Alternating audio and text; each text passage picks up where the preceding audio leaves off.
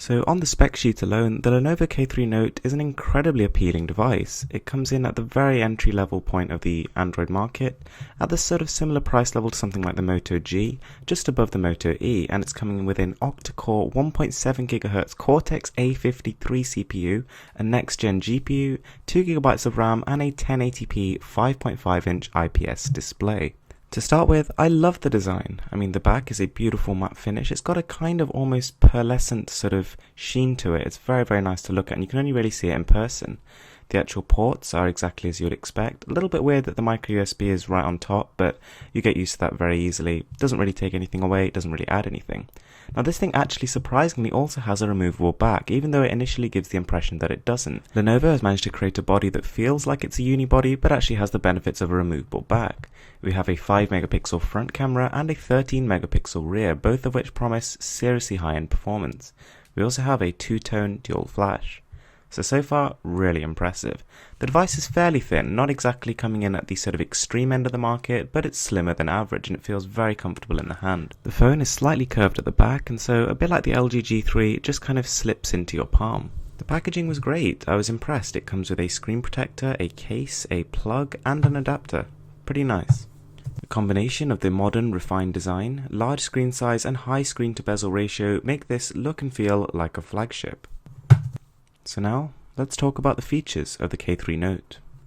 Upon turning on the device, you're going to be greeted by a gorgeous 1080p IPS panel, and it is beautiful.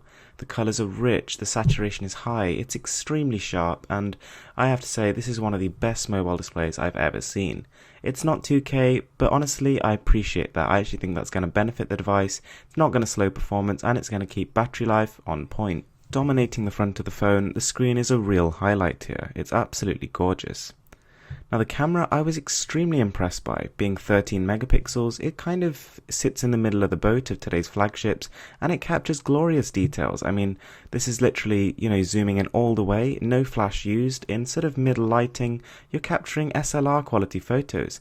There's also an HDR mode, which also works fantastically well. It takes very little time to process, although a little bit more than the standard shot, but you're getting huge amounts of detail and color in here.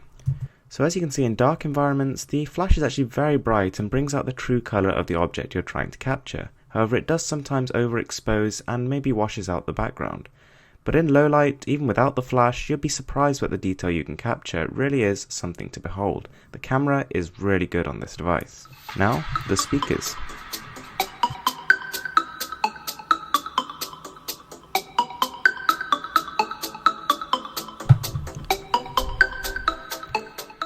Capturing plenty of detail, having a decent amount of bass, these are about 90% as loud as my Vivo X-Shot speakers, and that is a phone with a specialist in hi-fi, so this is also pretty nice.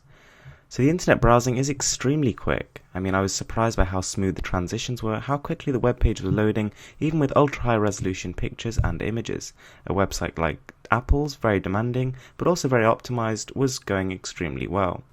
On top of Android 5.0, Lenovo has actually got a skin of its own on here, and it actually reminds me a lot of MIUI. There's no app drawer, every single one of your apps just sits in the home screen, similar to an Apple phone, but I have to say it works. I mean, after you get used to it, it's quite nice.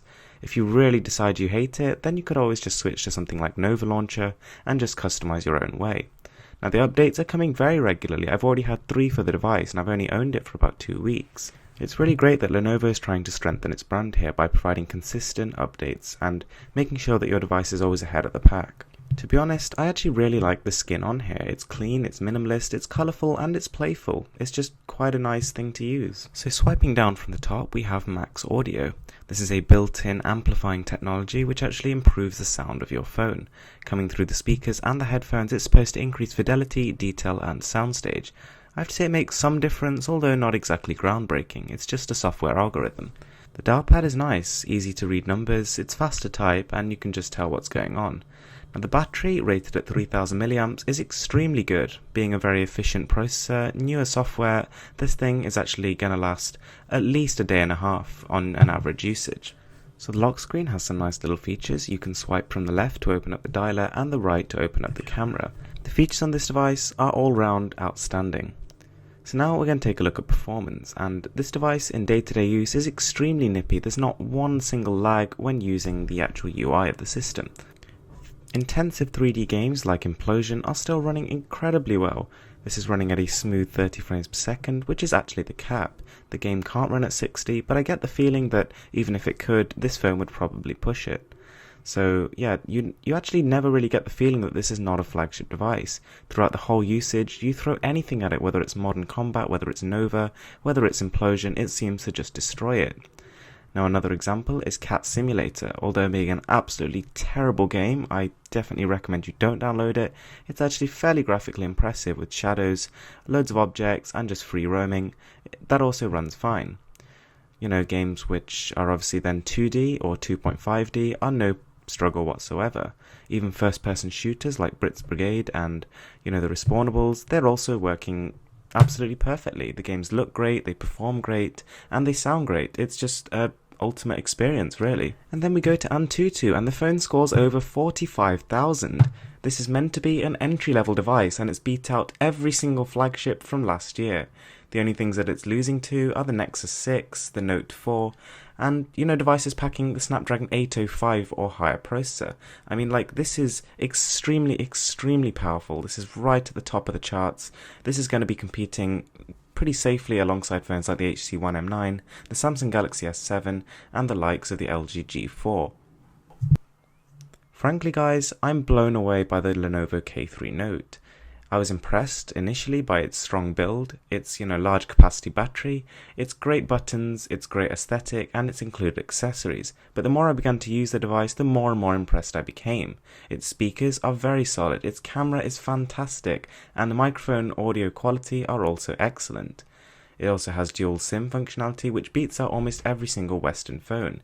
It has SD card capacity, so you can stick in up to 64GB more, and it has a seriously fast processor. The gaming, it just chews through it, playing all the latest titles at the highest frame rates and looking glorious. The screen is easy to read, colourful and sharp, and overall I have to say the experience of using this phone is unrivaled. Thanks for watching guys.